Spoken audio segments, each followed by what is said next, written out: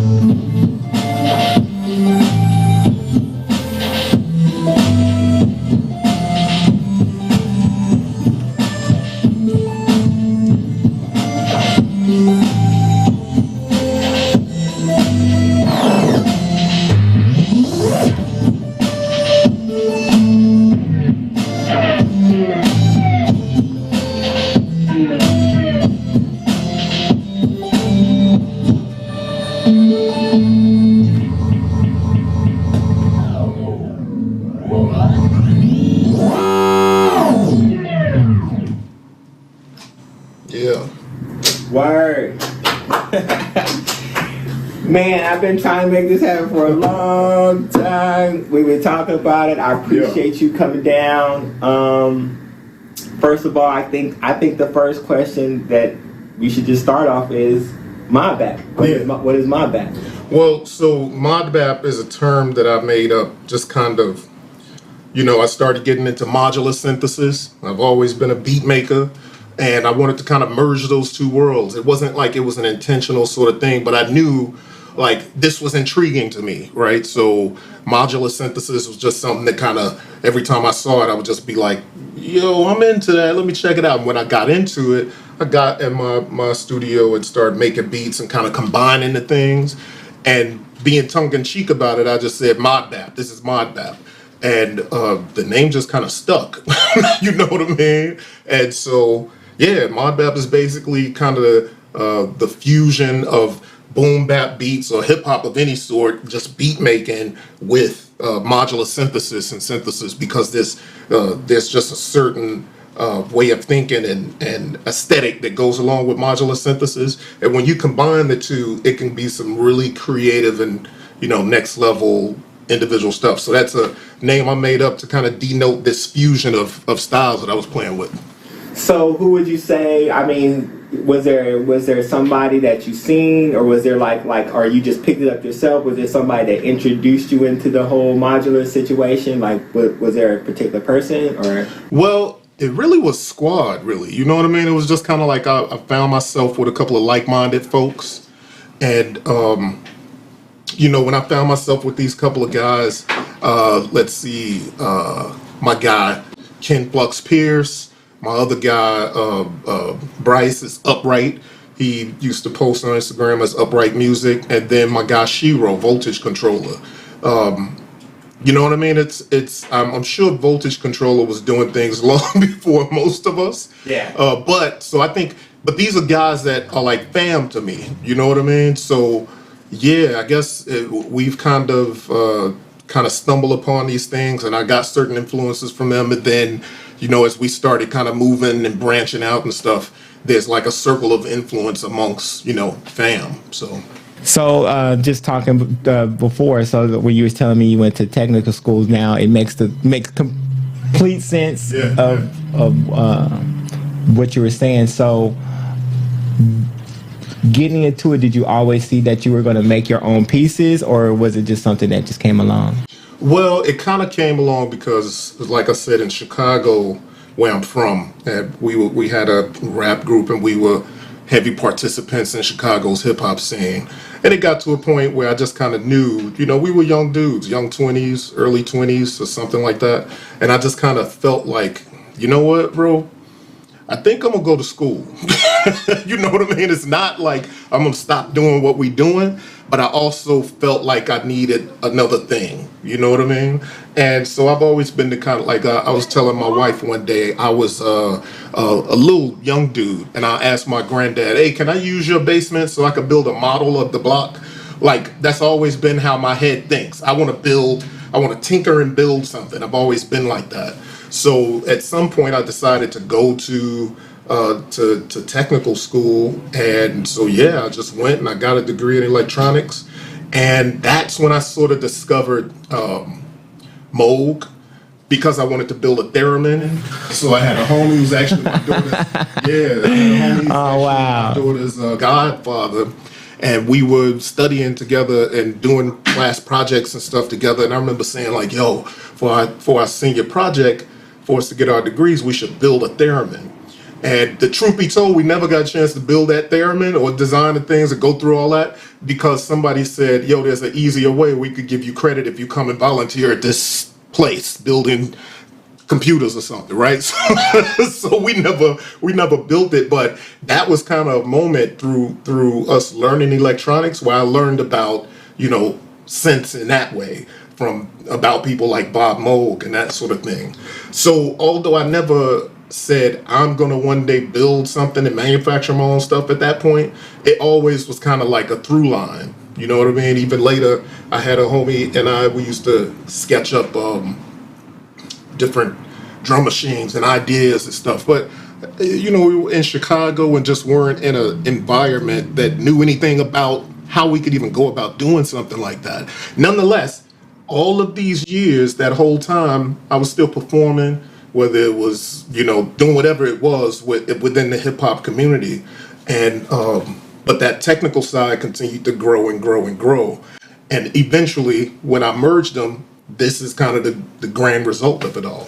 So all in all, let's say like the process from your initial concept to actually getting the actual product, like how long would you say that it took you to make something like that happen? Once I started getting into modular synthesis kind of heavy, I always felt like, it'd be nice if there was something like this or something like that. So I started keeping little sketches, and we would toss ideas around, say we, because I have a group of friends that I would sometimes be like, yo, why aren't they making something like XYZ? And we all had little things like that. But then, so that was a point when I really started keeping notes on some of the things that I like. Then I became a beta tester for some other companies, realizing like, some of the bugs I'm finding, or even some of the things that I'm like suggesting that could make things better, end up in the product that gets to market. That kind of switched the light on. You know what I'm saying? Like, I'm like, the difference is resources, right? Yeah. So like I really start getting heavy into my sort of drawings and ideas and specs and stuff that I would keep. So I would say if I started keeping these ideas, probably as early as 2016 and 17. But when it really went serious is like in 2018, I decided one day I'm gonna find a way to do this. So I started really trying to dig in and meet as many people as I could. And I was doing a podcast. So just in the music equipment industry, kind of meeting all these people, interviewing different people and having people come through. And I realized I was learning stuff as I was, blogging and blogging and stuff. I was learning all these things. So I would say from 2018 or so, but then 2019 happened, and that's when I knew I got to make this happen right now. So this is the Performer with the 4 arcade buttons. And, you know, the idea was when I was going out and performing with my modular stuff, I was taking a few different things, and I wanted things. I'm like, I would like this to do this, that, and the other. So anyway, the Performer was one of the things that I felt like didn't look like anything out there. So at that point, it's like, yo, I mean, if you're gonna do it, let's really do it. Coming from me when I saw that performance, because you know I host a thing called organic beats, and so it's a lot of producers, and they just kind of make their beats, and I would say 80% are 404 SP 404 people. Yeah. So when I saw the I was like, hey, this is the 404. I was like, he restructured it and made it so it fits right into your machine and it's incorporated. So I think that idea was just genius, and I think that goes into further to what Modbap is, because it's taking like you're transcribing different machines into something like a different format to say, look, this is it does the same thing, we just have this in a Eurorack format. So I think that's cool. So I see you're an MPC person. Have you always been MPC? Have you been was it machine first or SP 1200 first, or was it always MPC? It's always been MPC. For me, I'm an MPC guy. Man, I mean, back in the 90s, I was always in proximity to an MPC. There's been a time or two when I've seen other machines, but rarely was it anything other than an MPC. My best friend taught me how to use an MPC. We would go to the studio, they had an MPC. I went to a DJ's house once, he had an SP12, and I was like, you know what I mean? So it's because you know, everybody, like, I mean, California, I mean, I would always say we were EPS or MPC. That most of the people that I knew. Yeah. And then when I went back east, everybody was SP 1200 and 950. That was just that was the combination. So that setup didn't make it to you in Chicago. You were just MPC. I've known people that have had that setup, but later though, it seems like somehow people found out about that setup, and then people started kind of getting on that kind of thing. Because I'll tell you, MPCs were so prevalent where I was from, with people that were into making music, that there have been other devices that have come around. And it wouldn't last long, like they wouldn't be around long. Like I had a homie who had an SP12, and he felt like it was too difficult to use, or like it felt archaic to him in that moment, and so he went and got an MPC 2000, and that's what we rocked on. You know what I mean? It was just kind of MPCs have always just been the more prevalent machine, but I don't think that there wasn't the other setups. It's just everybody that I knew and that I was around was on MPCs. Yeah. But when I went to all the studios, it was always MPCs. You know, I think, you know, I may have run across an ASR 10. And I was about to say that because for me, like me on a production level, like and basically that's what Lab Life Pro is all about, because I would like to meet people, because I was always curious to what equipment people use to make certain songs. And so I would be like, well, on this song, like I it sounds like this, but I don't know. So I just know, like with the ASR 10, like I've ran through every drum machine that there possibly could be. So when I got the ASR 10, I just remember one of the reasons for me getting the ASR 10, because they were like, man, Mobb Deep recorded their vocals through the ASR 10 to use the effects. And I was like, what? Yeah. What? I need an ASR 10 right now. Because I was like, that's how that reverb, that when you hear P's voice, like you hear that. I was like, that sounds like nothing. So got an ASR 10, but I just could not handle the sequencing. I was like, this sounds so crazy. And then like people were like, oh, RZA used an ASR 10. I was like, now that makes sense, because I can tell how the chop structure sounds to why its end result was what it sound like that. Because I was like, it doesn't sound the quantization is not like right on like that. It's a little loosey goosey. You know what I'm saying? Yeah. So I was like, I understand that. So just going in, like Yeah, for me, like I said, I always was interested in machines, and I felt that the platform was also built for people that I wanted people to get recognition, because if you're going out using these people's equipment, I think that the company should know who's using the equipment, who's going out there, and support these people that's using your product, and also listen to them, because they could make the product better because they're using it every day, and just listen. So that goes back into how we were saying the whole YouTube thing right now, and how that's in a fray, and people are just not, I'm saying right now, I this platform, I had stopped it for a while, but this platform is not for anybody talking about anything. This platform is for learning. I just want people to learn and people to grow and extend from that.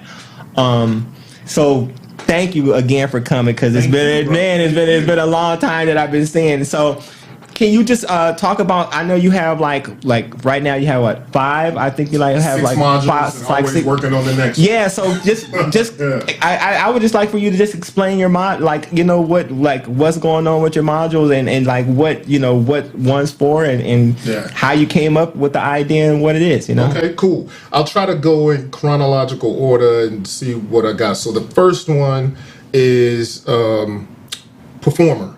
And I have 2 performers here, and the reason I have it like that is because in my rack, it's basically an effects module. So it's a multi-effects module, and like you mentioned, like the SP404, I remember posting the 404 and saying, this needs to be a Eurorack module.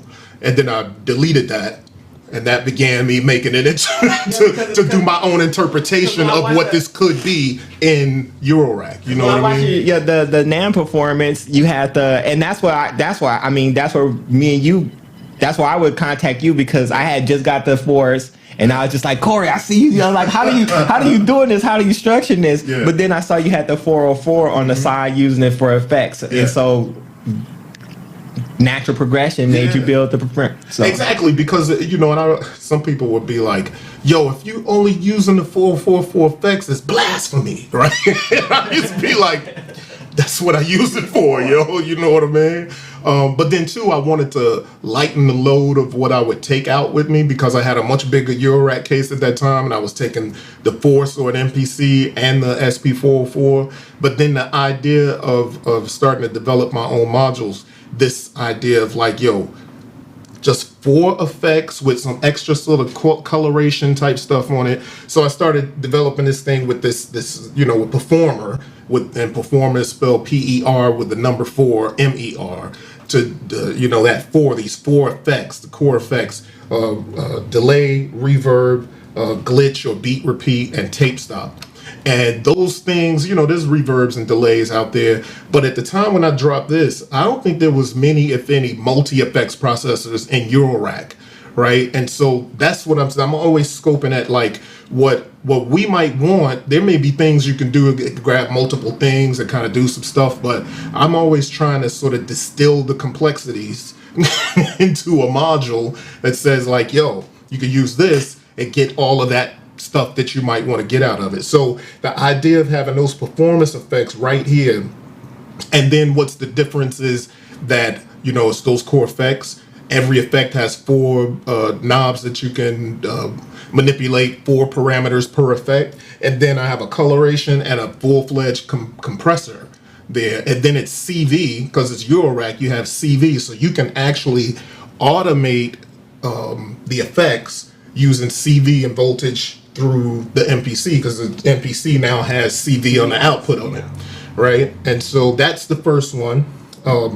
I dropped that. I said I started like kind of really seriously thinking about this or saying I'm going to do this in 2019. Yeah. So Performer came out in October of 2020. So we started developing in 2019, and then the pandemic hit, and it was mad delays, but I was determined, like, yo, this is going to drop. And that's another, that's another thing I would have to say, because you're doing this during the whole pandemic time, and then like if anybody knows, as far as like manufacturing something during pandemic was like the worst time to do it, because shipments wasn't coming in. A lot of people would there wasn't certain parts. You had to wait on certain, like even I think like chips to cars. Like they would like I think like the Toshiba plant, they said like there was one burned down and another plant somewhere else had a huge flood. I mean, it was a bunch of reasons. And then COVID with the workforce, you know what I mean? So there was a specific chip. There was like this company makes this, Toshiba makes the chip, and like everything is just on the hold right now because these companies closed down. So performance. So what was I saw you talk about it like 2018, like I got something coming, and then it started coming. Yeah. So after that, what was your next one? The next one was Osiris here. So Osiris is an oscillator. It's a wavetable oscillator, and I gotta say, I've had other wavetable oscillators, and I never really had great luck with them or didn't enjoy them as much as I thought I would. So I think what I was doing with Osiris and is trying to figure out, when I build my oscillator, what can I do to make it give me a wide swath of sound but still be something that I might play on a regular synth, or just has the most versatility. So I created Osiris. I partnered with somebody, a synth architect, sort of developer, and with my spec and some of his synth architecture know-how, we developed this Osiris, right? So it has 32. It has 4 banks of 32 by 32 wavetables in it, and without getting super technical about it, it's like having 32 sounds, or it really is more than that. So 32 by 32, you're basically, multiplied that by 4. So you get something like 4,096 different waveforms in just this one thing, whereas other wavetables out there may have 10, 12, 24, 64, whatever it might be. So this is like got a lot of different sound capability in it, but then on top of that, I could do wave folding, I could do FMing, like all these different things to kind of add texture to the thing. And then I got the X and Y knobs here so you can scan. So think of this grid. So if you looked at the MPC, you got, this is the wavetables, and each one of those rows has a waveform in it. Then you scroll down, that's how many wavetables are in the bank, right? So you can use this X and Y, and you're literally scanning through X and Y up and down, and you can just kind of scroll through the different waveforms, which kind of creates textures and different things as you do that. So that's Osiris. That came 1 year later. In between there, I started making cables and accessories and stuff like that. With Osiris, are you able to? Are people able to put their own wavetables in Osiris? So, like, is there like a special program that you recommend for people for making wavetables to put into Osiris? Yeah. So as we were developing this, I realized that the spec that we wanted, there was not something that was readily available, so people could create their own wavetables. So there was an open source program out there, and we made a fork of it, which basically means it's open source, so you can develop based on that. You could use that code and develop further on that. So I basically used the code for this particular, it's called Wave Edit. And so Wave Edit is open source, and I built Osiris Edit to be able to develop wavetables for this, and it gets the same spec. You can export and put it all on it. At the moment it's just for Mac, but at some point I'm a small team, so and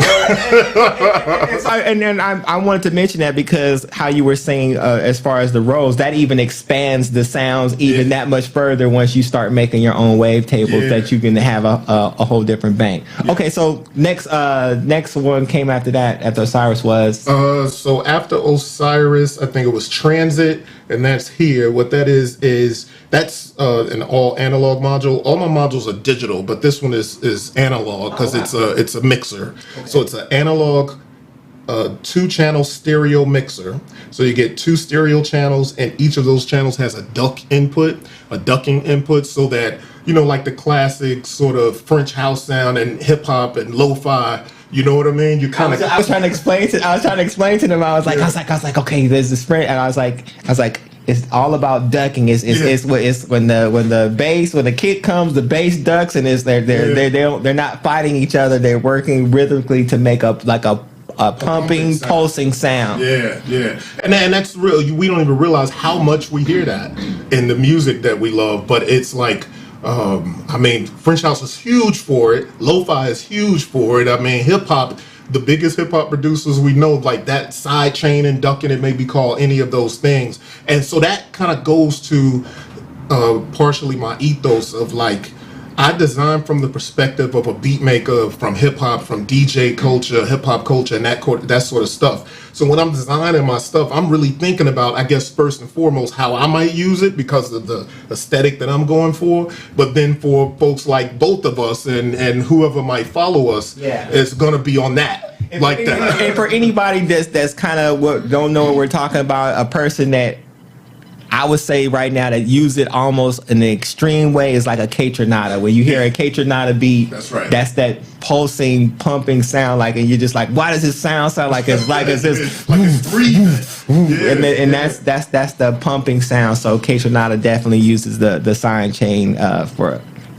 I mean, if you know, right now that I would say. Yeah. So that's transit, and that's kind of the name is a dedication to like me riding the CTA at Chicago Transit Authority. You know what I mean? And like growing up, that fueled me, and you know, a million rhymes written riding the bus and the L train and the subway in Chicago, and that was the mode of transportation. I don't know why, you know, it's just this module. I just wanted to kind of dedicate that to that. So it's a 2-channel stereo mixer. Each of the channels has a mute. Each of the channels has its own gain. It really is a kind of full-featured mixer, and then that ducking input, so that if I'm running a bass line or some melodic stuff in there, I could throw a signal into the ducking input and make that pumping on either of the channels or both, which gives you a lot of creativity because you can run an envelope or an LFO and other stuff through it to kind of create these trippy sort of vibes about it. And then it has, unlike some of the other things out there, it has its own headphone jack. Now this is really like mixers typically are like that, right? But in this format, things tend to be very stripped down, but I still want that feature set and functionality plus the added ducking input that just kind of gives it a little left side vibe, you know what I'm saying? Just goes. So would you run that after the performer or before the performer? I've done it both ways. Okay. Like right now, I'm actually running it before the performer. Okay. Because what I'll do is I have my drum module going into one channel, and I have my my oscillator or melodic content going through the other channel, and then I'll run that out to the performer, you know, and then that way I gotta get effects on both of them like that. So man, that's incredible. So and then so then the next module after transit was, let me see, we actually move on to Trinity. Yeah. So Trinity was next, and it seems like, so I launched my company with Performer on 10/10 in 2020. 10/10 the following year was Osiris with transit between that. Then the following year was Trinity, and I think that was around 10/10 or around somewhere around September, October. It's really my heavy release months, right? So did Trinity, but the key with Trinity is, you know, I wanted to be able, again, it's the same philosophy with Osiris. How can I get the widest swath of sounds and flexibility without having to have 10 modules? You know what I mean? Or even 3 or 4 or 5 for that matter. Because my goal is to kind of get to this thing, a system that's not too much bigger than this. You know what I mean? And so I want to be able to have my drums in there, my melodic stuff in there. And I did mention about Osiris's, it's an oscillator that has 2 oscillators in it. You could be used like 2 oscillators. Okay. So wavetables tend to have a very digital sound, and it can be desired or not desired. So what I wanted to do is I added a sub oscillator in there, and what that does is it adds some weight and some heft to the melodic piece. It gives it a little more low-end content to it. But I've also set it up where you can address that sub-oscillator separately, so you can have a melody playing on the wavetable part of the module and the bass line playing on the sub-oscillator part of the module, right? So that's when you're getting into stuff that there's not typically those things that are created that way and engineered that way. But back to Trinity, the idea of being able to have that flexibility like that, I did some beta testing for companies and even reviewing for companies that made drum machines. And then I remember doing this one, and I won't say the name of it, but we did this one drum machine, and I did some videos on it, and people were like, yo, that thing is analog, it don't sound analog, or it don't sound like this or that and the other. Then I started thinking, like, we don't know how these things sound. Like, we know 808, 909 and all those things, but I really feel like in my heart of hearts, we really don't know how them joints sound. Not many of us have been in the room with those things. And what I think people don't realize, people that maybe don't make music or just haven't been experienced being in the room where some of this equipment is they don't realize just how much these things get processed.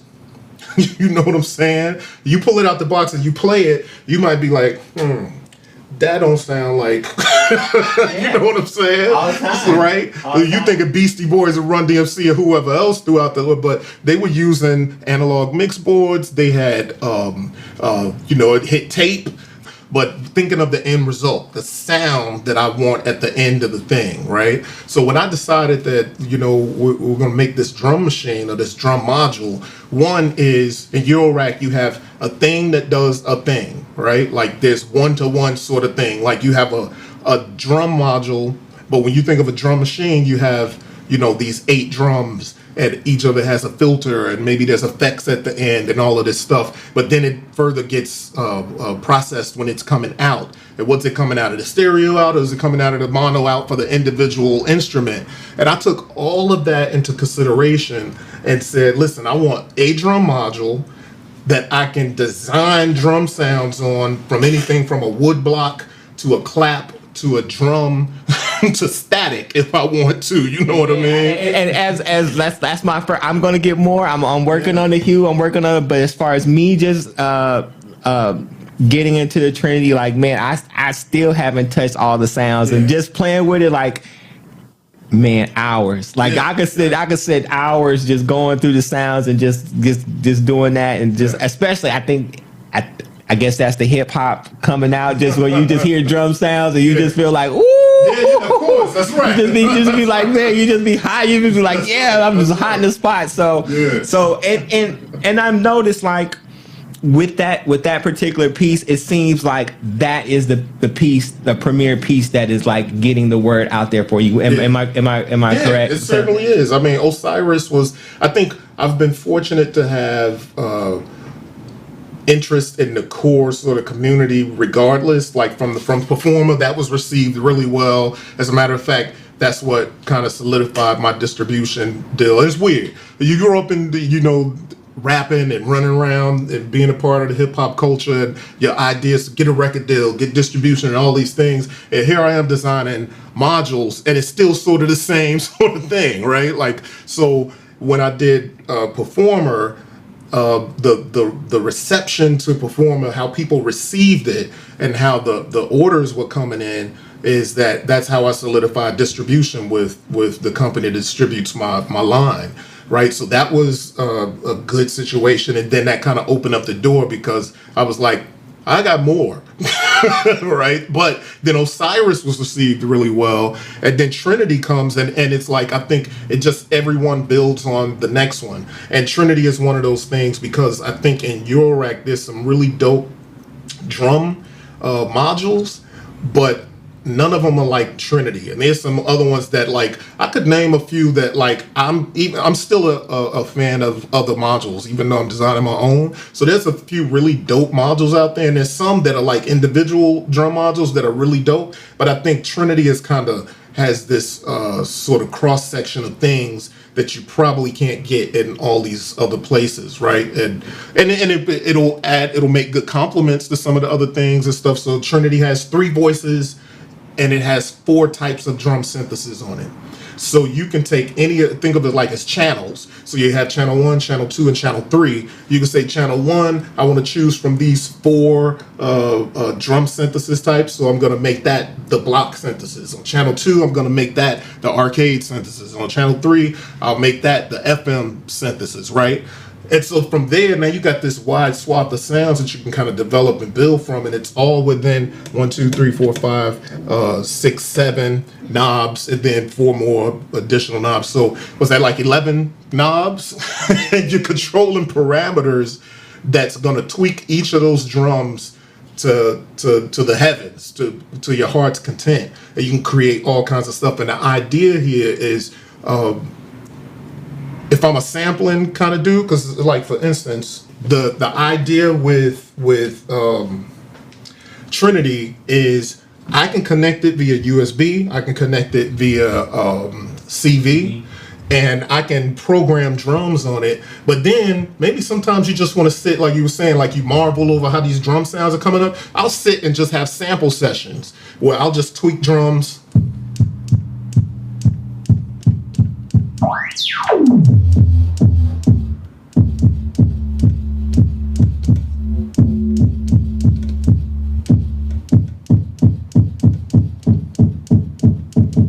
You know what I mean? See, there was probably 15 different drums. Just the spectrum of sound just right? changed immediately. Yeah, and so what I did, like for instance, with this kit that I'm working with, I just sampled all of the drums that I was making one day, and kind of came up with these things.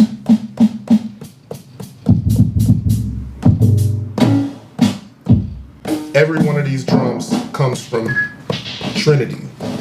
Right now, you're going CV, or you're going USB to control the sound. Actually, I have a MIDI to CV converter, right. So I'm going MIDI out of the MPC into MIDI in a module in here, right. And then that's breaking it out to CV. I could very well just go CV direct, but it just depends on how I'm trying to do things for the moment. So yeah, I mean that's what's cool about the idea of Trinity, the fact that you could do CV or you could do USB MIDI. And also the idea that you get all this wide swath of sounds, and I wanted to be able to say like, yo, I want my drum machine or my drum module to create sounds that live somewhere between sample-based drums and synth-based drums. You know what I mean? Like, not bass drums, but the foundation of these drums, like being either samples or synth or drum machine electronic, right?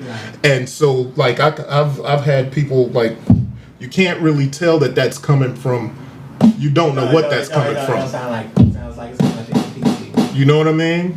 So I have a question. So you're from Chicago. Yeah. Do you feel that being from Chicago, where there's the house vibe, there's I was talking to telling them about from Detroit, like basically the Detroit people. From what I heard was like Detroit is very industrial, so that's how the techno life came into it. Do you feel that being from Chicago gave you an advantage for electronic music in a way? Because like a lot of places are like, let's say like a Mississippi or somewhere down south is more live music and blues, you know what I'm saying? Like, but being from Chicago and you being that you're around like a house music or that vibe, do you feel like that gave you an advantage to being able to construct these machines as well? Well, I don't know. I've been told that's likely, and I say I've been told because I never really think about it. I didn't put 2 and 2 together or whatever it might be.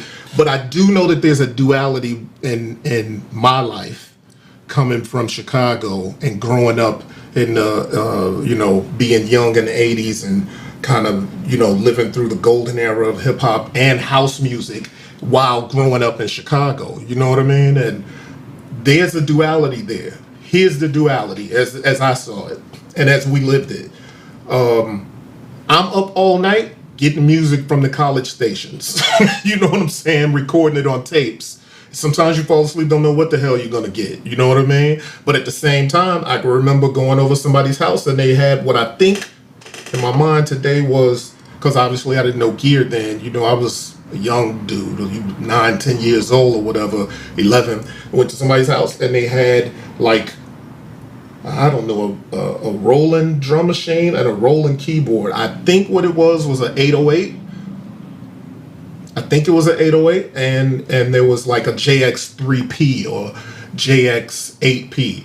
drum machine. I mean, synthesizer. So this idea, but here's the thing. While I'm all about hip hop and my guys are all about hip hop, and we are learning, it's this thing that's kind of, you know what I mean? Boogie Down Productions is the greatest shit I ever heard. Bar none. You know what I mean? Like at the time, you know what I'm saying? Hey, I tell people right now, like, man, like, Beef was it. After I heard Beef, I that was it. Yeah. I stopped eating meat after I heard that song. I had not eaten beef since probably 89, 90. And people trip on that because there's a kid who decides they ain't gonna have a burger no more. You know what I mean? And I say that to say that when people like hip hop music can be that influential, where it could just really just make your perception of life just change. Yeah. And I just know when I heard Karis want to talk about beef, and he's like, "You're eating the stress," and I was like, "Okay, I'm done. I don't want it. I don't need that." I was like, "I got enough of that, so I don't need it." So I said it to say that, you know, I feel like, and me getting into the modular thing, and I've let them hear some of the stuff that I'm doing. So I've been always tinkering into the electronic and the house thing, but now that I've gotten into the Eurorack space, I'm like, yeah, it's just only natural. I feel like it's just like it's like a part of what I'm doing now, and how can I incorporate it to just Modbap? Yeah. You know what I'm saying? How can I Modbap the sound? So I'm not gonna. You got more equipment. I want you to talk and make sure we get that going. Yeah. Well, I also want to say, like, when, you know, this duality of hip hop and house music and that thing, not just seeing certain equipment and knowing that some people were into certain things. It's like footwork and being on the street and hearing, you know, jack music and house and all that kind of stuff. But then we live in hip hop, but when it's time to go party, ain't no hip hop parties. At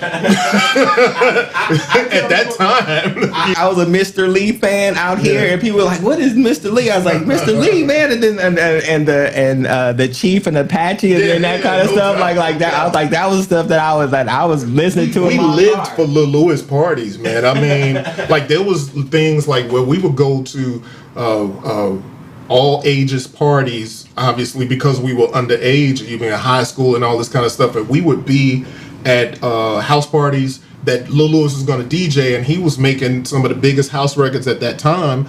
But then when we were like in our car or going to wherever we going, if it was one of our houses, it's only all hip hop. So I think in the time I was thinking kind of like, I don't really care for that other music, like house music. It's just, that's what's available for us to go party to. But the reality is, it's who I am. That duality makes up who I became as a person. So while I never thought about it, I do think that it somehow influenced what I eventually started doing. Yeah. You know what I mean? So yeah, no, that's dope. Yeah. And so the next thing, so there's Trinity, but kind of getting back to the idea of how drum sounds are processed, designed Hue. And Hue is a color processor, obviously with the name Hue and color and tones of that sort of thing. The idea is I have Hue has a filter, a drive circuit, like cassette tape saturator, and a lo-fi where you can kind of do bit reductions, or you could do sample rate reductions. And so with that, and it also has a compressor too. So the idea of that is I kind of, initially when I designed, had this design and idea for the drum module, I had those effects built in.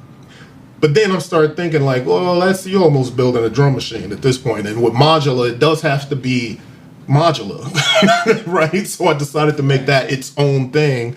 And the ideas about processing. So Hue actually came directly on the heels of Trinity because they were kind of designed to work together. You know what I mean? This idea of being able to run your drums through this thing that you can boost the drive, add tape saturation, add sort of artifacts, which are maybe drops and little bits of tape warble and that kind of stuff. Have you seen people run the Osiris through the Hue as well? Yeah, I have. Because you can totally do melodic content through there too, right? And you know, it creates some pretty cool sort of textures and vibes and stuff. So yeah, that was the next thing. And so Performer, Osiris, Transit, and we got to Trinity. Then Hue was hot on the heels of that, and then just recently the latest module is Meridian, and Meridian was actually supposed to come out right after Osiris. But I moved some things around. It just kind of happens as I'm moving around and thinking, things just change and augment as you go, because Transit wasn't one of the original designs. I had like a book of all these designs and specs and everything. Right. So I decided that because of the way I was putting Performer into a little pod like this, that I wanted a mixer with it. Mm-hmm. So I moved Meridian out, and so Meridian is the filter. But, when you get into designing these individual things, it's kind of like there's a million filters. What so what? What's going to make this one special? And right. But the idea for me is, when you get into synthesis, there's types of filters and they each have a different sound. There's modes of a filter and they each have a different purpose. Modes are like high pass, where everything sounds like it's like no basses in it. And low pass, where everything sounds like there's no highs in it. And you'll hear that in the clubs when people are kind of tweaking these different things and everything just kind of seems like it swallows and goes underwater. That's because a low pass filter is on it, right? And they dip it, and they could do it the same way in the opposite direction. So what I did here is most filters are like a filter and it has low pass, high pass mode. But for me, I have this huge sort of mini refrigerator style Eurorack case in my studio, right? Imagine that. Please watch YouTube and you will see what he's talking about. A lot of stuff going on. A lot going on there. So if you freaking my channel, you'll see this thing in many of the videos. But it's like 18U, and for instance, that's 6 rows, I think. Maybe 9 rows. I can't think of. So it's probably 9 rows or something like. So it's 9 rows, whereas this is 1 row, right? So it's like a huge sort of mini refrigerator sort of Eurorack with nothing but modules in it. And the reason I mention that is because I have multiple different types of filters in there. I still wanted that flexibility where I can link a filter to another filter to another filter and kind of create a whole nother sound. That's not typical of one filter alone. And then there's some of my favorite synths had multiple filters on it too. So that's what I wanted to do with Meridian. So Meridian has 4 different filters in it. There's 2 different sides, and it has 4 different modes in it, and there's 2 different sides. So the idea is you could choose a filter type and a filter mode on one side, do the same thing on the opposite side, and parallel process them or process them in series. And so, it's just something that kind of creates a whole nother level of tweaking and tweakability and sound. But, if you're doing a set, I got, saved features, which not a lot of modules do. So yes. Right. Some, but it's not easy. Yeah, it's not easy when you try. So I try to put a save function and restore function on my modules. So the idea here is you have 4 different slots on the filter module, so you could set up 4 different types of filters, choosing from those different configurations. And as you perform in your set, you can load the next filter potentially, for those different things. So the idea is always, you probably see a theme now that with my modules, I'm thinking, how can I get the most out of this space but still keep the interface as understandable as possible? And that, like I said before, the idea of distilling complexities down to something that's very usable but very flexible. Yeah. And just to play along what you're saying, because me getting into the whole modular thing, I would tell people like, I may make a sound today that I may not be able to get back. And people was like, well, why would you do something like that? Well, why would you do something that you're not going to be able to get? I was like, that's the beauty of it. Because it's like once it's there and I have it, and then you just in it, and I'm like, maybe, I may, like we were talking about with the crackhead chasing the high. Like, you know what I'm saying? You're constantly on that journey. I had that sound yesterday and I'm trying to get it, but then you'll wind up making something else, and then you'll forget about that sound, and then you'll be like, well, I want to try to get it again, and then you'll just create, and then it just keeps going on. You keep layering and making a different sound, chasing that other sound. Well, but we won't say it's like crack because you know what I'm saying. Like you're not going down. You're still learning and you're still getting or whatever. So. Are you going to come out with all your pieces? Like how like a make noise and like ALM, like how they just have like the complete set. Are you going to have like this is going to be the Modbap set? Yeah. Bow like yeah, totally. That is, I'll tell you, it's funny. My daughter graduated high school and she went to college and she always, I guess that's what daughters do. Joke on their dads, right? Like it's fun. We have fun back and forth. But she was like, "Dad, you sat there and you looked at the computer screen at these Modbap these Modbap modules that you were designing and these mock-ups that you were creating. Like when I left and went to college and you were looking at your computer screen every single day and mocking up these things. And then I came back and you finally had something out, but then you were still looking at the computer screen. What I was looking at is the complete system. So I've always had a complete system design, and each one of those things kind of broke out into, specs and all the things that go into making it. And then, me and my devs will get together and we'll kind of build it up from there. So yeah, the end game is complete system. And when you think about it, I mean, I've kind of been moving at breakneck speed just because, listen, that's just what I'm on. I don't really rhyme or reason. I'm just saying, like, if we can get it, let's get it. Yeah, man, you've been as far as just a person and you not being a WMD or just like a real factory type thing that's kicking the stuff out. You doing it as an individual. I say, man, you definitely doing light speed, but man, I'm not. I could ask questions all day, but I don't know. Kristen, did you have a question? Maybe you something that's on your mind because I can tell you they have something. I can tell. I can see it. Yeah. What's the general feedback that you get from people, especially when they hear it for the first time? I feel like people are intrigued and interested, and even I've gotten a lot of feedback that people are like, "I've been searching for that."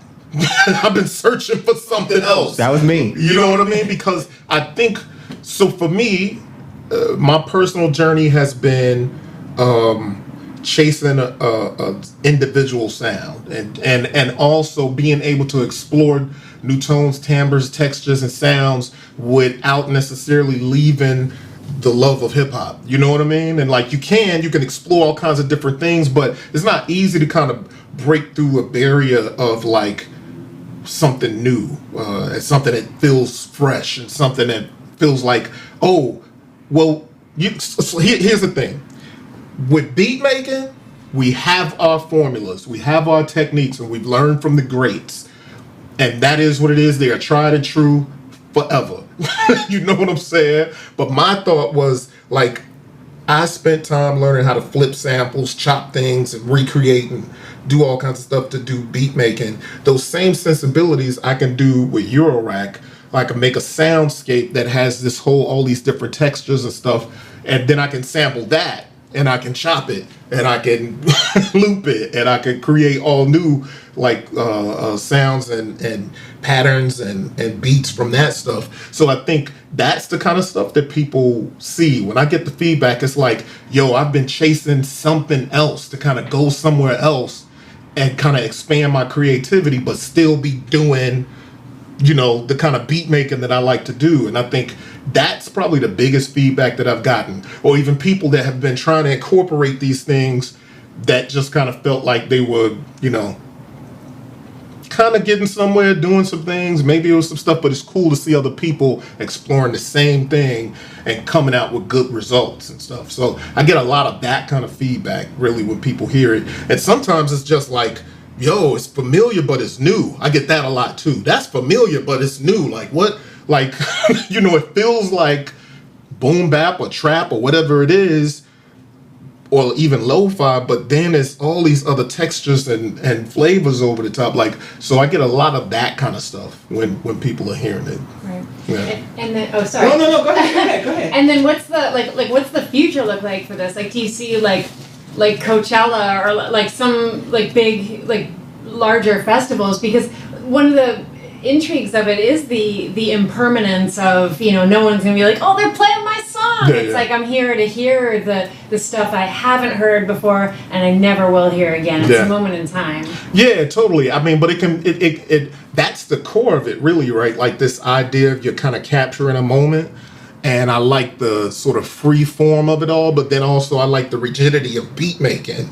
So, you know, the thing is, I think as it grows, there'll be more recordings, and there's people that have put out instrumental projects of Modbap. I've put out a compilation of it too. But then the idea, like, I'll take time to create a beat set. Somebody just asked me to do a video beat set of something, and so then, like, this is always on at the crib. I'm always making something and moving to the next, and I'm making something. Even if I turn back on, I go to the last project I had. There's been a time when I've had like 99 sequences in one project, but then there's key beats in there that's gonna go to a 20-minute beat set that I might play from that. You know what I mean? And so I think that there is this again, a duality there where there's going to be records that people know, and there may be records right now that people know where people use these same sort of equipment and processes to do things. But I also think the idea of it's similar to like freeform jazz. It's going to happen right then, and you may not hear it again. Which is also why I record everything. And that was the beauty for me, because I was like just to make something that you may not, and as like you really could get into the days of jazz where they made live recordings at the venue, and like there's a record from that venue, and you can be like, this you're not gonna get this. No, like I don't even know if I can do this again. You know what I'm saying? So it's a beauty of freedom to just create something that may not even be repeated anymore because it was just captured at that moment. Yeah. So I know I don't want to keep you. You have some more questions? I'm good. Yeah. You got one? Go ahead. So I love what you're doing. Like, this is incredible. You know, Thank you. Appreciate it. It throws me back to like Matthew Herbert, Richard D. James, but like it's like accessible, and it's like on this whole new level, and it's like it's just bringing back like all of these sounds, you know, from like 25 years ago, and doing a new thing. Like, who are your biggest influencers for this?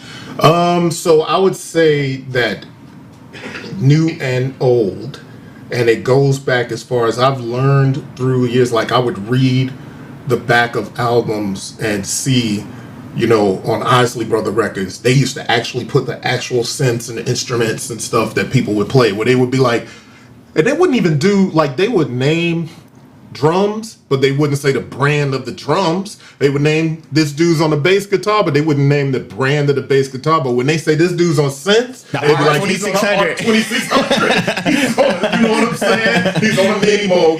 And so that stuff has always been intriguing to me. But I was an adult already when I started to realize the sounds that I loved and that I end up chasing in my own production were synthesizers. Didn't realize that, and I realized as I was sampling things, and I started realizing the things that I'm sampling, I could go get that gear and put it in my music and continue to kind of play. So a lot of the old soul and stuff, even Stevie Wonder, I always mention Stevie Wonder as an influence, not just because, it's Stevie Wonder and he seems to be everybody's influence, but the idea that, there was, I think it's called Tonto, the Expanding Head Band. These guys put together like one of the first like behemoth modular synths, right? And they told a story on some documentary that I watched that like they put out a vinyl in like early 70s, late 60s. They weren't even sure it was music because it was new. Synthesizers were new, and it was experimental sound and all that kind of stuff. Those are my influences. And then they said, like, Stevie Wonder shows up with their record under his arm, like, teach me how to do this. Then we get all of the classic Stevie Wonder records. And we ain't knowing nothing. There's not anything, but that's not even something that other than tech folks might even talk about. But those sounds that influenced my growing up, and like that are the soundtrack to so many of our lives. As I got older, I started to realize like they're digging into synths and modular stuff, and then that's the birthplace of all of this stuff. And then so it's other, Mort Garzin is another guy. It's not the typical thing that most people would be into. I'll bet you there's people that might sample heavy and collect records. There's people that collect Moog records, actual Moog records, boom, right? So there was this rash of this time where everybody was just doing records based on the Moog synthesizer, right? And that was like a theme of a bunch of records, and you can collect those things. And so around that time, there was guys that were experimenting, probably was early electronic music. It was early dance music and early ambient and all those kinds of things. As I got older and started learning more about those things, I'm like, yo, this is trippy. And I would sample a lot of that stuff. And then that's when I started realizing, like, well, I can actually, there's Eurorack now, which is like, you know, the descendant of huge modular synths and stuff. So, I mean, you got all of those early things. And then when it comes, you know, I'm a fan of all the greats like Dilla and Pete Rock and, you know, all those things. And so these are the influences.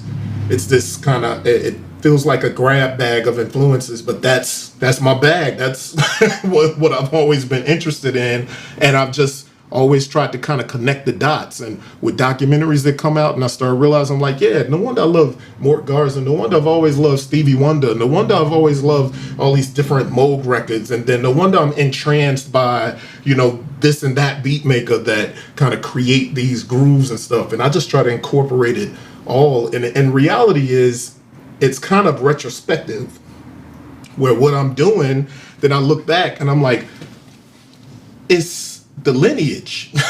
You know what I mean? What they're doing kind of, it's like one thing stacks on another, stacks on another, stacks on another. And to me, it just all makes sense. It like crystallizes with the people that I've followed and things that I've been influenced by. One way or another, there's these little dots that connect across the board. Fantastic. Wow. No doubt. So I'm gonna I don't want to keep you too long because, like I said, I can ask a million questions all day. But I say I'll give you DAW of choice. What is your DAW of choice? I'm a Logic guy. You're a Logic guy. But I have not used the DAW in a while. You haven't used the DAW in a while. I haven't. Wow. You know what I mean? You just been hardware. Yeah, just been hardware. But it wasn't like, I always say that I never made a conscious choice to say go DAW-less or anything. Right. But here's the thing, as growing up as an MC, is when I used the DAW the most, recording myself and that sort of thing. As I got more into beat making, I just didn't find the need as much to use a DAW. You know what I mean? I might two-track into a DAW, right, because like that idea of like this thing that you're creating that you may not get again. I like to kind of grab that moment, capture it, and let it kind of be what it is. You know what I mean? But if it comes down to a DAW, it is Logic. It is Logic. I've used Logic since it was eMagic before Apple bought them. I remember that. So as a you know, PC user, and then all of a sudden the DAW that I'm using to make my music got bought by Apple. That's the reason I bought a MacBook, and I've been on Apple ever since because of Logic. So I guess in the real down, when it gets down to it, I'm definitely a Logic guy. That changed my whole thing over to Mac in the first place. So, but yeah, that's the DAW of choice when I use a DAW. And I'll make this my last VCA of choice. Like, what is it? Because everybody says there's never enough VCAs in your rack. Yeah. So, what is your VCA of choice right now? VCA of choice. I mean, man, I don't know. I guess it depends on what it is. Like, I have a quad VCA in another case, and I think that's by Black. I think when you said, I think I know you're talking about Erica. Well, I do have an Erica Sense VCA. Okay. I have another one, and I can't think of the name of it at any rate. But in a way, I mean, a mixer is a VCA, right? And so also in Osiris, I have a VCA built in. Oh wow! So I would say my Modbap Modular. Okay, I didn't know that.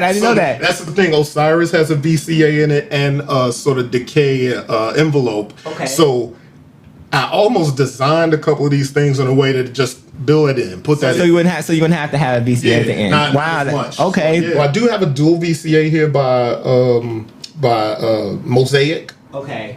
So that's dope. So sometimes I will need them, but I think, yeah, maybe I'm use this one more than anything. This Mosaic VCA. Okay. And because my melodic content is coming from Osiris, I hardly ever need a VCA because that's what it is. And then too, I guess essentially what I would use a VCA for Trinity is kind of built in too. So, you know, I kind of built them in, but it is a thing, like you can't have enough VCAs, and there's a lot of dope ones out there that give you a ton of inputs and outputs and stuff. So yeah. So any new projects coming out, like music projects that you got going on? Yeah, so I have been meaning to put out a project. It's called Rum Punch. So eventually Rum Punch will come. Just a few months ago, I released King Rising, right? And that's a Modbap project. Before that, there was a compilation of all these, like, I think it's 19 Modbap producers or producers that had kind of experiment in the Modbap space. I was going to ask you if you could just give a quick, like, some quick names of, like, because I'm a YouTube person, and just, like, so other people can just kind of just see other people, because, you know, I know I'll lead the architect. I'm Travarsky. I find Shiro. You know, like, so I see a lot of people. So if, you know, just give them a shout and just let the people know who to look out for, the Modbap core. You know what I'm saying? I got my guy Upright. He's one guy that actually was a current influence, because I saw the way he was rocking, and I'm like, he's just ill. So Upright is one. Voltage Controller is another that most people probably know about. Ali the Architect is ill. Like, he combines Eurorack modular synthesis in his trap beat making like none other, and it's outlandish how dope it is. You know what I'm saying? We got Ken Flux Pierce is another, and these are all kind of squad family and stuff like that. But almost anybody, and then New 8, he's actually a dude that's from overseas, and he's just like, if you just heard his music, you would think he was from New York. So he's like really boom bap, but he incorporates all this electronic music into it too, and it's just like dark gorgeousness. You know what I'm saying? Wow. And but there's a couple guys, but I would say the easiest one, because I'm thinking of all of the guys that's on the compilation. So the compilation that I put out is a Beat People compilation, BEATPPL, and it's called Digging in the Wires, kind of like an ode to digging in the crates, right? Because we're digging in the wires, and it's Modbap, this boom bap fusion with modular synthesis. So Digging in the Wires is a double LP. There's 19 beat makers on there, 20 beats on there, and it's just some of the dopest music that you might want to hear. It kind of crosses these lines of, it's all Modbap, but you can hear there's ambient influences on it, but it's all beat heavy, and, you know, lo-fi influences on it, you know what I mean? But it's more electronic, you know what I'm saying? Yeah. So a lot of dope stuff like that. I would say if you want to support those artists, look for that record, Digging in the Wires.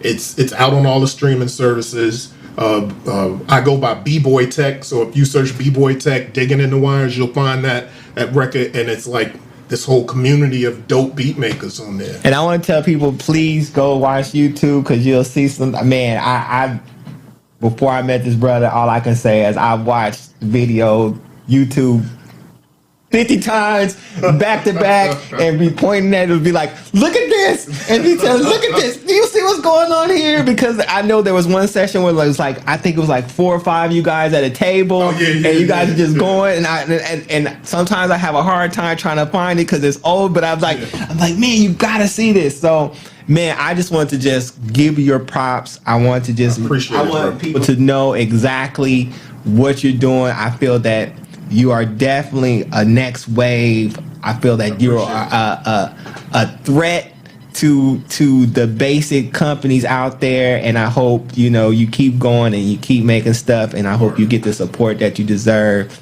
And I appreciate you taking time, and I'm pretty sure Christian and Pippin, when they come back down, they're gonna be like, "Yeah, Brown, we need Corry to do this documentary." So I think I know that's coming, and so I just want to warn you that's coming. That's what's up. I'm with it. But I really appreciate the dedication. I know how hard it is. I know what it. I don't know exactly what it takes, but I can understand a little about what it takes to do what you're doing. Yeah. And man, just please keep doing what you're doing. I appreciate it, bro. Don't let nobody take you down or turn you around. and if you ever just need like the word to be out there, please let us know, because I want to push your equipment as much, and I think people should know about what's going on. Well, I'm passionate about what I do, and I'm always, whatever I'm doing, I'm passionate about it. And I appreciate y'all for having me here, and I appreciate you for not only inviting me today, but the fact that, early on you reached out. It was a couple years ago now when you reached out and was like, yo, I want to support what you're doing. I want to put people up on what you're doing. And I appreciate that, bro. That's really appreciate. And it's just not the equipment. There's cables. There's boxes. Yeah. That's a Modbap box. I'm looking at the case. Yeah. So just it's a whole thing that he's doing, and it's not easy, and it takes time, and it takes dedication, and I want people to know that that's what it is. So I appreciate you coming down. If you could just go out, take us out with some sounds or something like that, that would be fantastic, and we really appreciate you. Let's see what I got.